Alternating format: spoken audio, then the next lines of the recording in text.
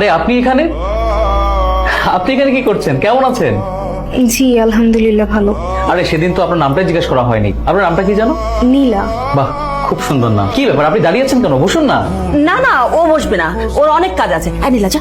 উনি কি আপনার বড় মেয়ে? ঠিক আমার বড় মেয়ে না, আমার বড় ভাইয়ের মেয়ে। ওর বাবা মা মারা যাওয়ার পর থেকে আমাদের বাড়ি থেকে বড় হয়েছে। আঙ্কেল, আরেকটা প্রশ্ন করি।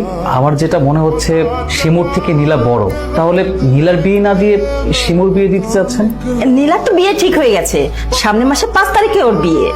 আঙ্কেল, আজকে তাহলে আমরা উঠি। তোমরা তো চা নাস্তা কিছুই খেলে না। আসলে জরুরি একটা কাজ আছে, চা নাস্তা না হয় আরেকদিন খাবো। আজকে আসি। আসসালামু আলাইকুম। ছেলের বিষয়টা নিয়ে আমি অনেক খোঁজ খবর নিচ্ছি। ছেলেটা অনেক ভালো। দেখো না, অল্প বয়সে ওকালতিতে অনেক নাম করছে। তার সাথে যদি আমাদের মেয়ের বিয়ে হয়, তাহলে আমার মেয়েটা অনেক সুখে থাকবে, আমাদেরও অনেক ভালো হবে। কিন্তু আমার মনে হচ্ছে ছেলেটা আমার থেকে নীলাকে বেশি পছন্দ করেছে। চলো তো মা। শিমু, ছেলেপক্ষ চলে গেছে, আমাদের শিমুকে পছন্দ করেছে। পছন্দ করার সুযোগই তো তুই দিলি না।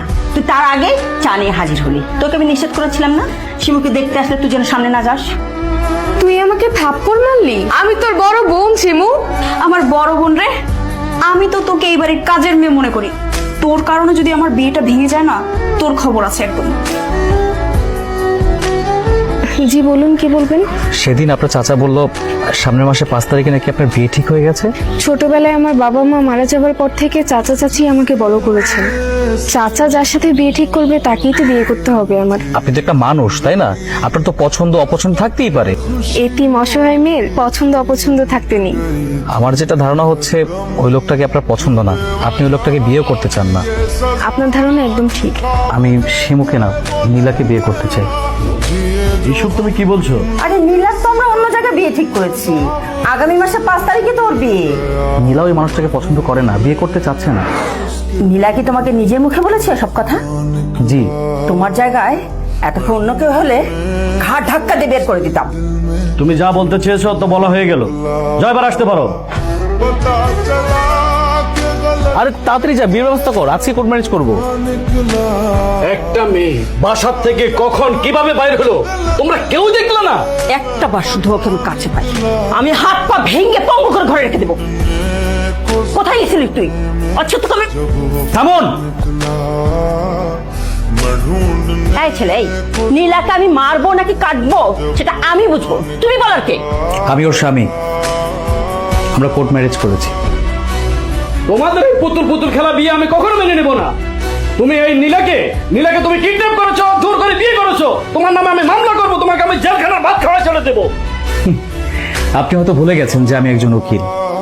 কোর্ট, পুলিশ, জজ এদের সবার সাথে আমার ওঠা বসা আছে। আর কি বলেন আপনি? মিথ্যা মামলা করবেন?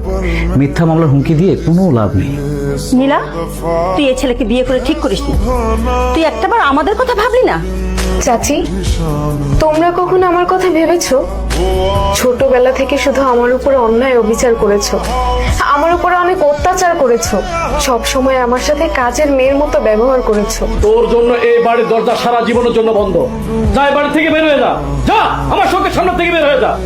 जो कभी जीने की वजह निकला, मैं ढूंढने जो कभी जीने की वजह কি ব্যাপার, निकला, আবার ঘুরে আসলে কেন?